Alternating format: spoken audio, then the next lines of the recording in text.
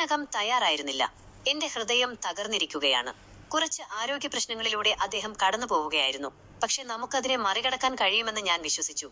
അദ്ദേഹത്തിന്റെ ശക്തിയിൽ എനിക്ക് വലിയ വിശ്വാസമുണ്ടായിരുന്നു. ഞങ്ങൾക്ക് ഇനിയും സമയമുണ്ടെന്ന് ഞാൻ കരുതി.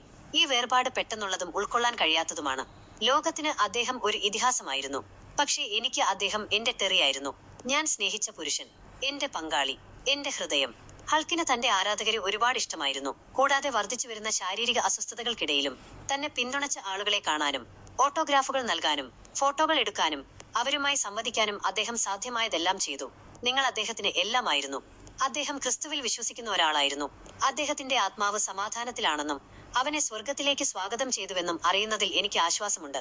ഈ പുതിയ യാഥാർത്ഥ്യവുമായി പൊരുത്തപ്പെടാൻ ശ്രമിക്കുമ്പോൾ അദ്ദേഹത്തിന്റെ കുടുംബത്തിനും അദ്ദേഹത്തെ സ്നേഹിച്ച് ഞങ്ങൾക്കെല്ലാവർക്കും നിങ്ങളുടെ പ്രാർത്ഥനകൾ ആവശ്യമാണ്. സ്കൈ ഹോഗന്റെ വാക്കുകൾ ഹൾക്ക് ഹോഗനുമായുള്ള അവരുടെ ആഴമായ ബന്ധത്തെയും സ്നേഹത്തെയും വെളിപ്പെടുത്തുന്നു.